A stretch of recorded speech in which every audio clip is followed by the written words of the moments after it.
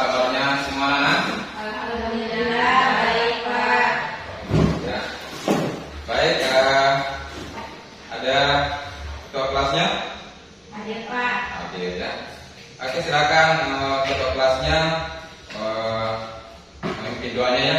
Mudah-mudahan pelajaran kita berkah pada kesempatan kali ini. Ya, silakan ketua kelasnya.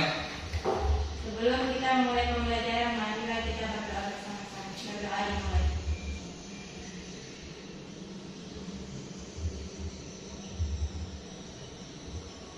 Berdoa selesai.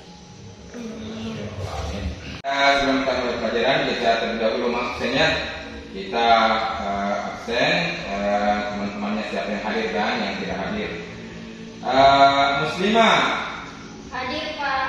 hadir ya. Apa kabar hari ini? Alhamdulillah baik Pak. Sehat ya? Sehat Pak. Baik. Dina. Hadir Pak. Dina. Sehat ya Dina ya? Alhamdulillah sehat Pak. Masya Allah. Farah. Hadir Pak. Hadir ya. Bagaimana Farah kabarnya hari ini? Sehat? Alhamdulillah Pak sehat. Alhamdulillah ya. Nur Hikmah. Tidak ada Pak. Oh, tidak ada hikmah ini. Ini hikmah apa? Sakit ya? Tidak ada keterangannya Pak. Tidak ada keterangannya, kasihan ya. Nanti kalau kita pulang kita boleh lihat ke rumahnya ya. Salah ya? Nanti aku ada Pak anak-anak itu. Baik, ya sebagai seorang siswa itu harus senantiasa saling bertanya kabar ya. Baik, anak sekalian, coba bisa sebelum kita mulai pelajarannya rapikan masing-masing bajunya ya, besinya ya, rapikan kerudungnya, apanya ya, supaya kita mulai pelajaran kita dengan keadaan yang rapi dan bersih. Ya, baik anak sekalian, kita mulai pelajaran kita. Baik anak sekalian, ada yang ingat pelajaran kita yang sudah kita pelajari pada pertemuan sebelumnya? Ada? Ada antara kalian yang masih ingat? Saya Pak. Oke, di sini. Khulafaur Rasyidin Pak. Oh iya, jadi benar sekali ya, benar sekali bahwa pelajaran kita lewat itu tentang Khulafaur Rasyidin. Ada di antara kalian yang ingat siapa-siapa di antara sahabat Nabi yang empat yang Khulafaur Rasyidin? Ya, silakan. Abu Bakar As-Siddiq, terus Umar bin Khattab apa ya? Terus tuh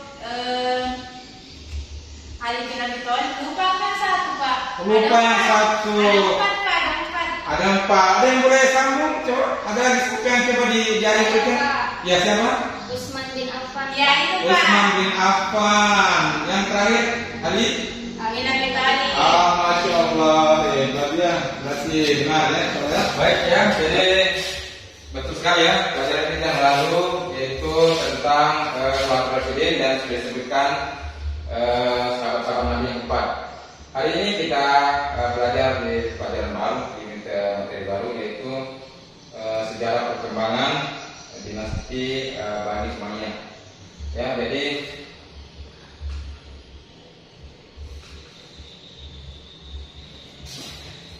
adapun materi-materi pokok kita pada pelajaran ini yang pertama itu sejarah berdirinya dinasti Bani Umayyah.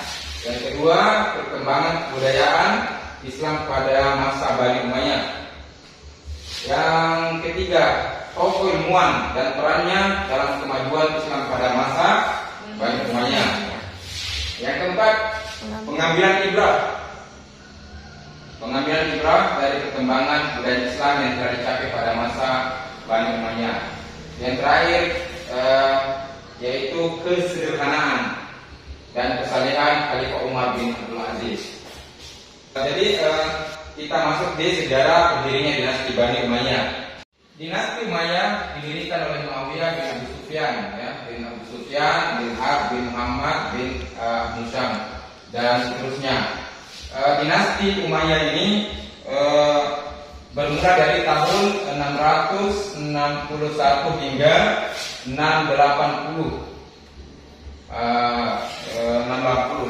Jadi lebih kurang 19 tahun. Lebih kurang 19 tahun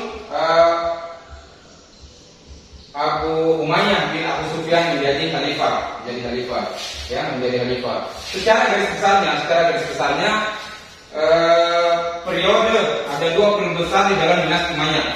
Pertama yang disebut sebagai periode di Damaskus ataupun di Suriah pada hari ini, yaitu lebih kurang 90 tahun di situ. Kemudian periode yang kedua bermula dari tahun 756 hingga 1031 yang bertempat di Cordova, Andalusia Spanyol, masa itu ya. Jadi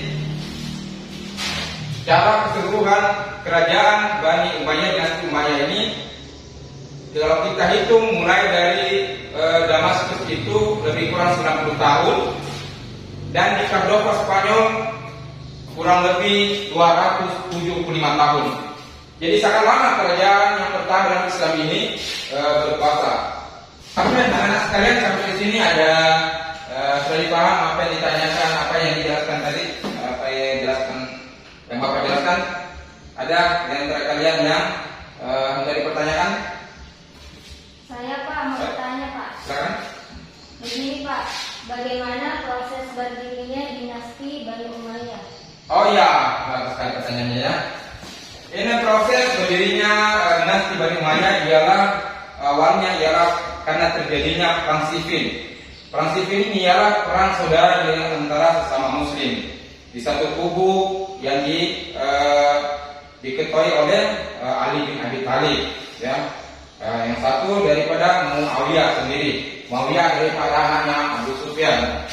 Nah, di sini cikal bakalnya sehingga terbentuknya dinasti Umayyah. Di mana ketika pada saat itu Sayyidina Ali bin Abi Thalib yang menjadi khalifah keempat dari Islam meninggal dunia.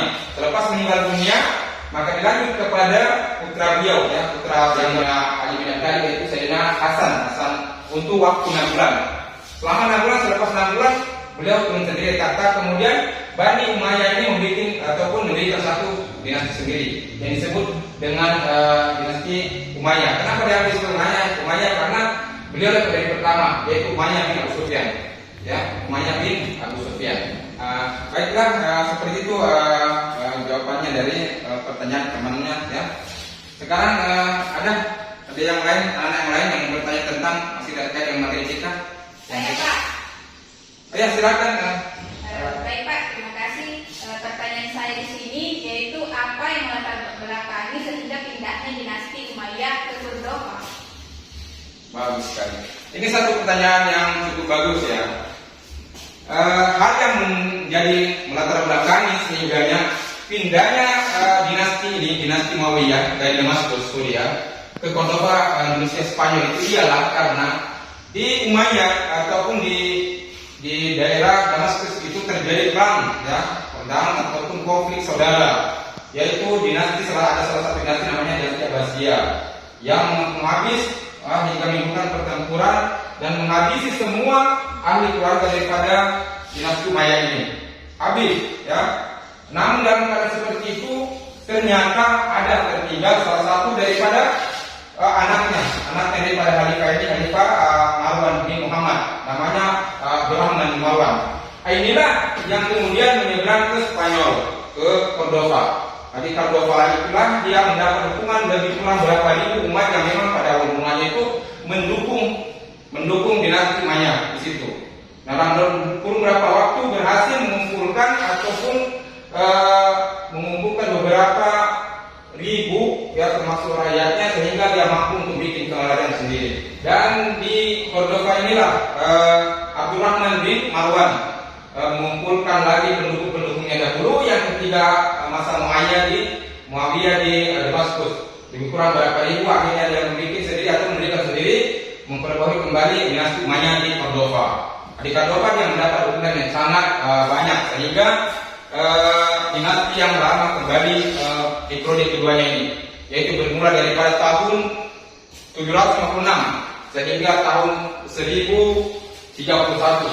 Jadi secara kesannya bahwa Muawiyah dinastinya lebih kurang 90 tahun di Damaskus dan 275 tahun di Cordova. Jadi cukup lama. rentang waktu yang cukup lama, kurang lebih 365 tahun dinasti pertama ini menguasai kerajaan yang pertama dalam Islam. Ya, bisa dipahami? Insyaallah. Ya seperti itu ya. Mudah-mudahan bisa pahami insyaallah. Next. Oke, anak sekalian lanjut di adapun daftar nama-nama ya khalifah yang pernah menjadi khalifah di era dinasti Muawiyah di Damaskus. Ada lebih kurang 14 orang. Yang pertama Muawiyah bin Sufyan, dan yang terakhir yang berada di Damaskus ialah Marwan bin Muhammad. Ya, Marwan bin Muhammad. Di sini ada salah satu khalifah yang paling istimewa, yang paling adil, yang paling bijaksana dapat kita lihat, yaitu akan kita jelaskan kemudian nanti, yaitu Umar bin Abdul Aziz. Beliau menjadi khalifah lebih kurang hanya kurun 3 tahun, tahun 717 sampai 720. Ya, jadi di sini Bapak ingin bentuk kelompok ya. Kita bentuk kelompok supaya kita akan kerja secara kelompok, yaitu kelompok A dan kelompok B. Baik, kelompok A dan kelompok B ya. Kelompok A dan kelompok B. Saya di mana, Pak? Oke. Oh, ini temannya Mas Yang ya. Jadi nanti yang satu tinggal disesuaikan ya. Masuk di kelompok A atau di kelompok B. Selanjutnya perkembangan kebudayaan Islam pada zaman Bani Umayyah. Ya, yang pertama itu perkembangan kebudayaan Islam pada zaman Bani Umayyah itu menitik beratkan yang pertama, yaitu di bagian administrasi pemerintahan. Nah, apa dia administrasi pemerintahan ini? Administrasi pemerintahan ini terkait dengan tatanan negara. Tatanan negara seperti ini. Pertama, asal mulanya dinasti Umayyah ini bersifat sebagai satu demokrasi. Kemudian mereka mengganti menjadi suatu negara, yaitu sistem pemerintah secara monarki ataupun kerajaan. Ya, kerajaan ini yang pertama sekali terobosan yang diawali dari dinasti Bani Umayyah. Selanjutnya di bidang ekonomi ya, dapat kita lihat di bidang ekonomi jadi terobosan ataupun menjadi komponen utama perubahan yang dibawa oleh dinasti Umayyah. Bidang ekonomi ini di dalamnya termasuk seperti tentang mata uang ya, hubungan antara bagaimana cara meningkatkan ekonomi. Di dalam termasuk seperti sumber pendapatan negara ya, mata uang ya, pengeluaran pemerintah dan sebagainya di bidang ekonomi. Selanjutnya di bidang seni budaya. Seni budaya ini melibatkan bahasa ya, melibatkan pembelajaran atau bahasa Arab, pengembangan bahasa Arab. Kedua mata uang ya, mata uang. Seterusnya tadian seperti gedung dan pabrik, industri, irigasi dan sebagainya. Bidang sosial ini diikuti seperti panti sosial penyandang cacat, undang-undangan dan termasuk dalamnya pembangunan infrastruktur. Next. Bidang pendidikan ini meliputi pembangunan seperti kutak. Kutak kalau zaman dahulu itu kutak tempat berkumpulnya para anak-anak ya, para anak santri itu belajar mereka membaca Al-Quran dan sebagainya. Mungkin kalau hari ini kita adaptasikan ini seperti pondok-pondok pesantren. Di dalam juga masa itu terbangun bangunan masjid ya, dan yang lain-lain sebagainya. Next. Nah, para anak sekalian, pelajaran tadi atau materi sudah dijelaskan, apa ada yang hendak ditanyakan? Tidak ada? Wah, tidak ada ya. Lanjut. Selanjutnya tokoh ilmuwan muslim dan perannya dalam kemajuan Islam pada masa Bani Umayyah. Ya, jadi tokoh-tokoh yang terkenal yang sangat berpengaruh zamannya Bani Umayyah. Salah satunya tokoh yang kita kenal hari ini yaitu Imam Abu Hanifah atau dikenal dengan nama Imam Hanafi. Imam Hanafi ini beliau merupakan pendiri pada masa Hanafi yang sekaligus beliau diberikan gelar sebagai Imam Ahlur Ra'yi, artinya satu-satunya imam yang beliau menggunakan argumentasi akal, ya, daripada ulama. Akan tetapi beliau juga ini mengacu kepada hukum Islam, yaitu Al-Quran, hadis, ijma, fatwa, qiyas, istisna dan urf. Ya. Selanjutnya di zaman dinasti Umayyah juga lahir satu imam yang sangat kita kenal juga pada hari ini, yaitu Imam Malik. Imam Malik bin Anas ini merupakan pakar ilmu fikih, ya, serta hadis yang termasuk daripada imam mazhab, yaitu Imam Malik.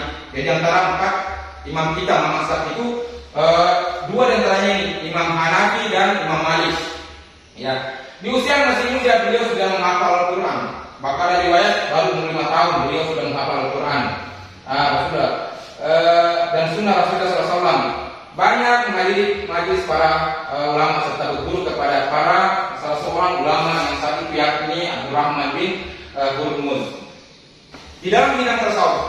Nah, di dalam bidang tasawuf di kerajaan di zamannya Bani Umayyah, ya, Bani Umayyah ini juga lahir beberapa tokoh-tokoh tasawuf yang kita terkenal pada hari ini, yang selalu diceritakan guru kita, ya. Salah satunya diantaranya seperti Imam Al-Hasan Al-Basri. Imam Al-Hasan Al-Basri ini seorang waliullah yang dilahirkan di kota Madinah pada tahun 21 Hijriah, ya.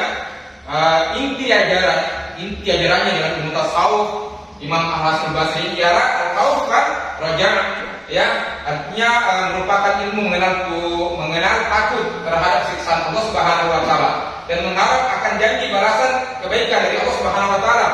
Melalui konsep tersebut, ya, manusia dapat menghindari perbuatan maksiat, terhindar. Dengan konsep ini, manusia itu mampu kita itu untuk menghindarkan diri daripada melakukan satu maksiat dan senantiasa bertakwa serta beriman kepada Allah Subhanahu wa taala.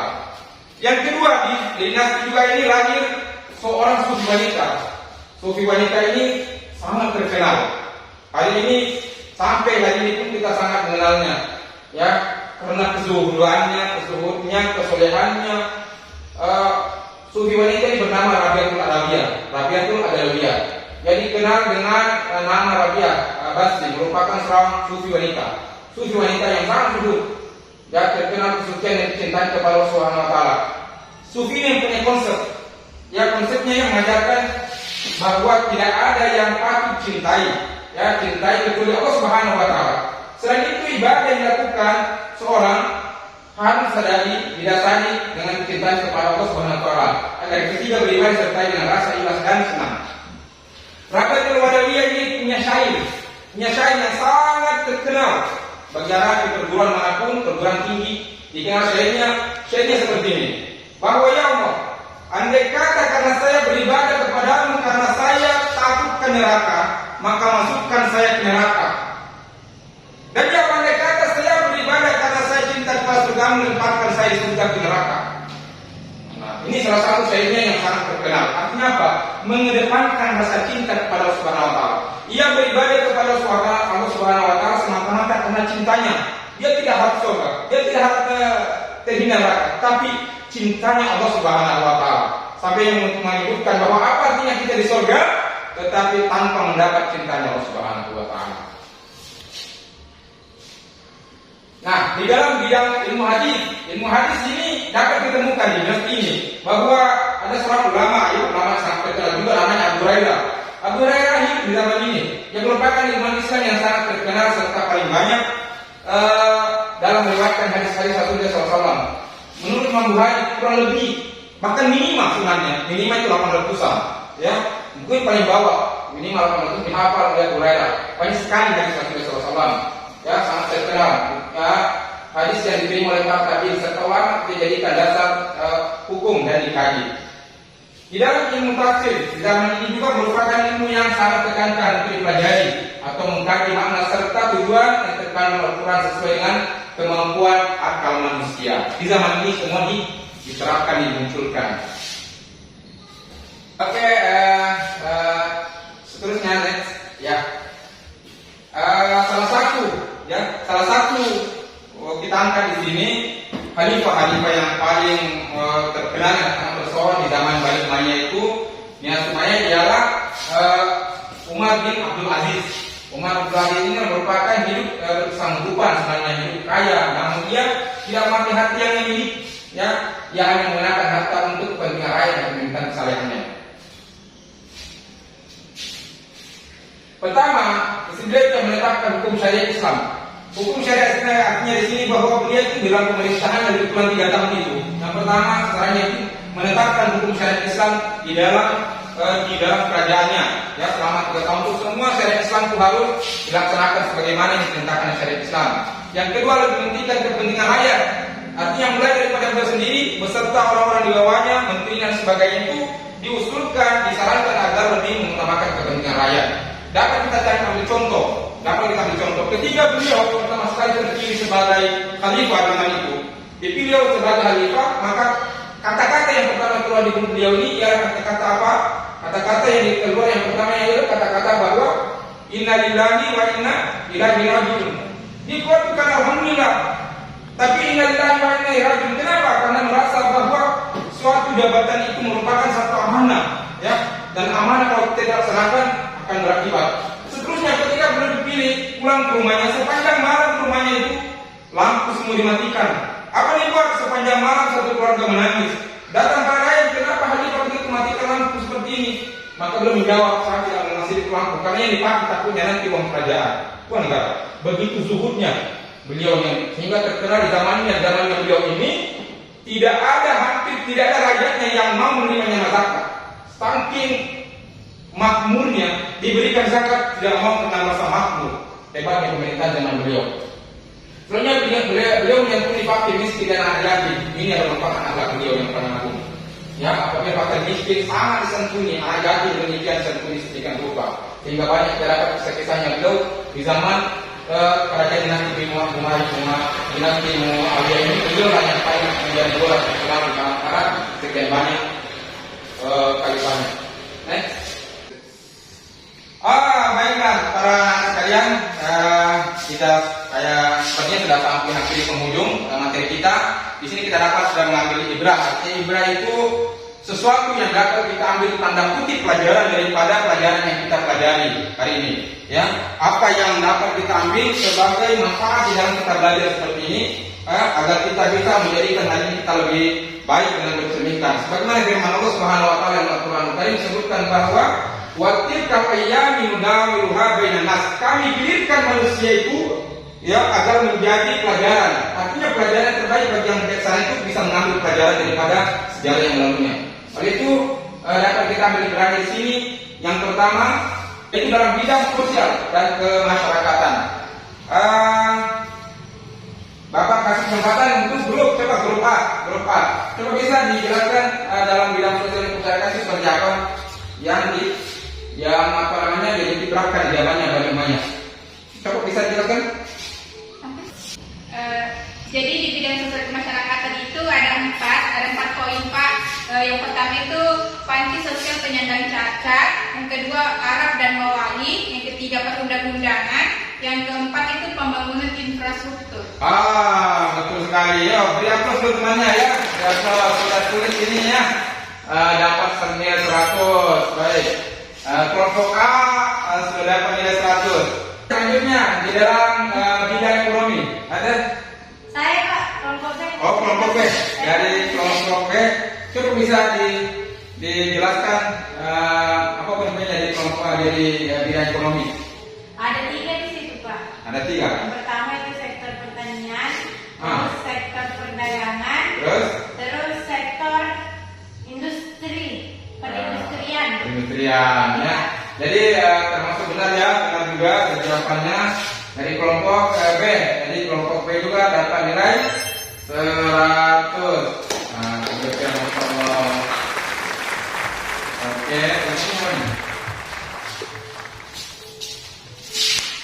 Oke anak sekalian, kelompok A dan kelompok B kelihatannya nih nilainya sama saja, sama 100 dan 100. Oleh itu untuk mencari siapa yang lebih unggul, maka Bapak akan kasih satu pertanyaan yang termasuk termasuk siapa cepat ya mengangkat tangannya. Baik ya, siapa yang cepat mengangkat tangannya. Baik, kita coba tangannya di bawah, kita akan bacakan soalnya. Soalnya berbunyi begini. Siapakah nama pendiri dinasti Umayyah yang pertama? Kelompok B. Coba kelompok B, sudah. Bila bukan siapa pendiri? Umayyah bin Abu Sufyan. Umayyah bin Abu Sufyan. Anda pemimpinnya Pak di belakang. Baik ya, jadi Umayyah bin Abu Sufyan. Jawabannya tepat sekali ya. Oke, tangan buat kelompok apa itu kelompok ini? Kelompok B. Berarti kelompok B lebih unggul ya, mendapat nilai 200 ya, 200. Kelompok A 100 ya. Tetap semua semangat. Ya kalau semangat ya. Jadi para anak sekalian, nilai dapat kita lihat pelajaran kita berkelompok hari ini, bahwa nilai tertinggi hari ini tentang materi yang kita pelajari yaitu sejarah dinasti Bani Umayyah, yaitu nilai tertinggi dapat oleh kelompok B ya, dan kedua kelompok A. Oleh itu yang mendapat nilai tertinggi akan diberikan hadiah ya, hadiah untuk sebagai penyemangat ya, supaya tetap semangat belajar ya. Ini ya Pak, ambil hadiahnya, besar banget hadiahnya ini ya. Jadi semangat betul ya, ini kelas silakan dinikmati hadiahnya ya. Ini hadiahnya, insyaallah ya, semangat ya. Oke. Jadi mungkin seperti itu. Saya satu orang satu saja. Sama ya. Kan kedua. Oh ya. Berapa semuanya? Iya.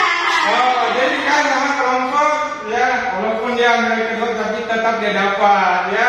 Ini kelompok A sama kelompok B dapat ya. Baik anak-anak sekalian, ini kita sampai di penghujung pelajaran kita. Ini kita closing ya. Ini closing, kita simpulkan apa yang kita pelajari hari ini ya. Kita simpulkan yang pertama itu bahwa dinasti Umayyah ya, awal berdirinya dinasti Umayyah itu terpicu daripada perang Siffin awal mulanya. Kemudian Muayyah bin Abu Sufyan mendirikan negara kerajaan sendiri atau dinasti sendiri yang namanya dinasti Umayyah ya, dinasti Muawiyah ya, dinasti Umayyah ya. Selanjutnya di dinasti ini juga lah lahirnya tokoh-tokoh yang agung yang kita kenal hari ini. Di antaranya ialah Imam Abu Hanifah, Imam Malik ya. Dua imam mazhab itu lahir di zaman ini atau di dinasti ini, di kerajaan ini. Yang kedua adalah ilmu seperti tasawuf. Itu ada Al-Hasan Al-Bisri, ada lagi Imam Ar-Rabi'ah Al-Adawiyah ya. Jadi sangat perannya di dinasti ini sangat kita kenal agar kita boleh tahu asal muasalnya suatu ulama itu dari zaman mana ya. Jadi kita dapat simpulkan bahwa dengan mengerti satu pelajaran sejarah kita akan lebih tahu menghargai, tahu asal usulnya satu ilmu yang kita dapat jalurnya dan sebagainya. Mungkin demikian anak-anak sekalian. Maka terlebih dahulu ya, sebelum kita masuk di pelajaran kita hari ini, kembali Bapak sampaikan sini bahwa kita sebenarnya ada tugas ya, ada tugas SI. Tapi tugas kita ini hanya bersifat sebagai PR ya, PR, artinya pekerjaan rumah. Nanti dikerjakan di rumah, tapi ingat, walaupun dikerjakan di rumah, usahakan kerjakan secara murni ya, jangan mentek dan sebagainya. Ya, jangan kumpul pertemuan kita pada kali berikutnya. Sekalian sebelum kita pulang akhiri pertemuan kita ini, kita terlebih dahulu kita berdoa ya. Mudah-mudahan kita mendapat berkah dari Allah Subhanahu wa taala ya. Jadi sekali lagi kita pada kelasnya supaya memimpin doanya ya. Mudah-mudahan pelajaran kita diberkahi Allah Subhanahu wa taala. Silakan ke kelas memimpin doanya. Sebelum menutup pembelajaran, marilah kita membaca doa agar apa yang kita pelajari diberikan keberkahan. Doa dimulai. Doa selesai. Baik anak sekalian, sebelum kita pulang seperti tadi, seperti biasanya, coba lihat kembali sampingnya, lihat kembali buah kita, lihat kembali atas kita, kemaskan mejanya, ya, bajunya dirapihkan dan sebagainya, agar kita sebagaimana kita masuk bersih, kita pun pulang bersih, dalam keadaan bersih. Dari situ penyampaian Bapak di pertemuan kita hari ini dengan membaca doa, membaca kalimat akhir adalah wajah Assalamualaikum warahmatullahi wabarakatuh.